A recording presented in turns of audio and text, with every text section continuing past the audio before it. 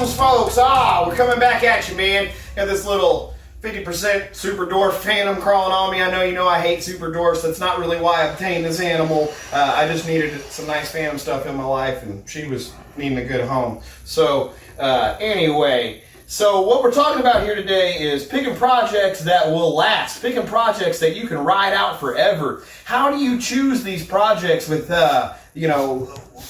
keeping up with the market and trying to make sure that you're not buying into something that's just going to crash out from underneath of you? How do you pick and choose with all these different things that are out there? The real kicker is, and I keep hammering this home over and over and over again, choose the stuff that you enjoy seeing, the stuff that you enjoy working with. Do not worry about this market that doesn't fucking exist, because it's not real, guys. It's not. The market is what you created. If you're working with good animals that are healthy and thriving and that you're passionate about working with, they're going to sell themselves no matter what. So when choosing your projects, that's what you're after. For me, it's about color contrast. It's about pattern reduction. I really love the ivory stuff and the titanium stuff where you just wipe all of that pattern out of there and you just have explosive coloring left. You know, bright whites, highlighter yellows, bright golds, vibrant oranges. And I like to see that stuff run right into each other. Black touch orange, touch yellow, touch gold. That's the shit that makes my dick hard in the morning. That's the shit that I like to fucking sell. That's the stuff that I like to work with and market and can charge whatever the fuck I want for it at this point, because nobody else is working with that stuff. There got to be 3, 4, 5 years ago, there's about 5 of you that are in the retail community that don't do a whole lot but just type all fucking day, all day long, and you sound like experts and people think you know what the fuck you're talking about, so you start to have these cult followings. And all 5 of those people in particular that I'm thinking of right now, all are about everything I'm not. Not because of me, but just because they're into patterns. They're into eccentric patterns. They're into more naturalistic colors. And that's fine. That's what you're into. But it seems like because there were so many people, or this little group or community that was expressing that opinion all the time, it got to where that's all anybody wanted anymore. And it's not because that's all they really wanted anymore. It's because of this phenomena of we want what we see. You want what you can see all the time. People have been so disappointed in me this season because they keep asking me, what are you going to have? And I tell them, I'm going to have a Super Sun, Titanium, Super Tigers, and maybe in Lab Albino. And they go, you got pics of that? No, I don't even know if that's ever been made before. Oh, well, I guess let me know when it hatches, shoot me some pictures. They get all disappointed and bummed out because they don't know what this stuff looks like. You want what you can see. You want things that you can covet already. It's just human nature.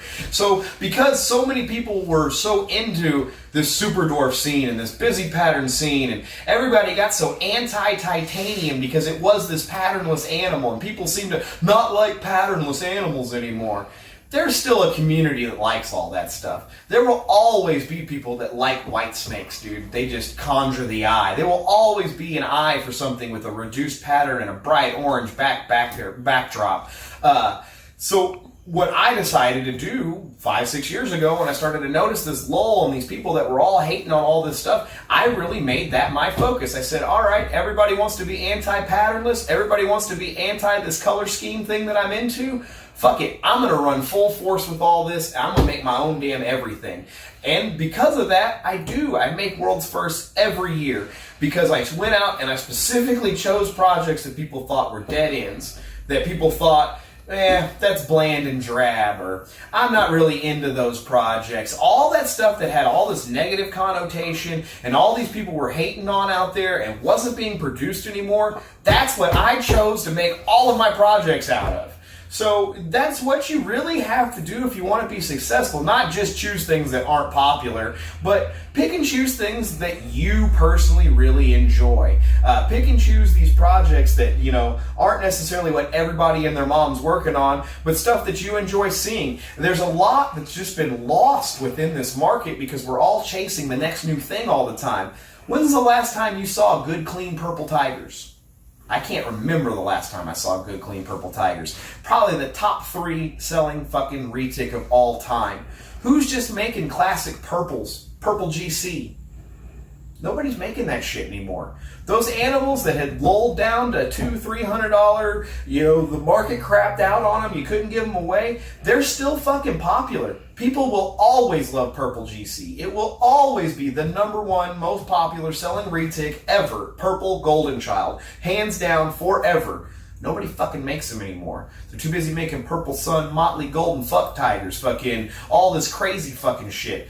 Someone's got to go back and clean up all that stuff and refine it and make the best Purple GCs and make that their focus. Someone's got to go back and find those Purple Tigers and make those Purple Tigers. And, if you like them to be the classic look, breed only those classics back until you make the most classic looking Purple Tigers out there. Or if you're like me and you only like the clean fat dorsal stripe, only breed the clean fat dorsal stripes until you get to where you're like me and all of my fucking tigers damn near come out with those clean fat dorsal stripes. A couple more generations, I won't make classic tigers anymore. Someone's got to go back and focus on those projects and pick those things out and refine them. That's where we're at now. There's only going to be so much new still turn up, but there's so much that's lost because we're chasing that next combo, that next big thing, that next new combination that we can make.